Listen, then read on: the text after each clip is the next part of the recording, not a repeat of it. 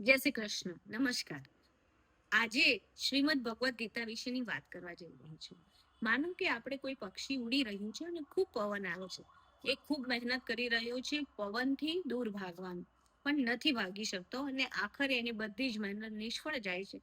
ભગવાનના શરણે જાય છે ને ભગવાન પવનને રોકી લે છે અને સેફ ડાળ એને આપી દે છે જ્યાં એ બેસી જાય છે.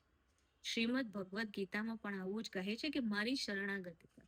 ચાલો બીજી વાત કરું કે આપણે ખૂબ કર્મ કરીએ છીએ પણ આપણને એનું ફળ નથી મળતું, ત્યારે આપણે ફેલ થઈએ છીએ, ત્યારે આપણે ખૂબ નાસીપાસ થઈ જઈએ છીએ કે હવે મારાથી કશું નહીં થાય. શ્રીમદ ભગવદ્ ગીતાના શ્લોકમાં આપણને એવું સમજાવે છે. અધ્યાય બીજો, શ્લોક 47, કર્મણીય વાધિકા રસ્તે માં ફરીશું કદાચ. તું કર્મ કર એટલે કે તું પ્રોસેસ કર, એના પછી રિઝલ્ટની ચિંતા તું ન કર. મિત્રો, શ્રીમદ ભગવદ્ ગીતાની આવી બધી વાતો સાંભળવા મારી સાથે કનેક્ટ રહો. જય શ્રી કૃષ્ણ.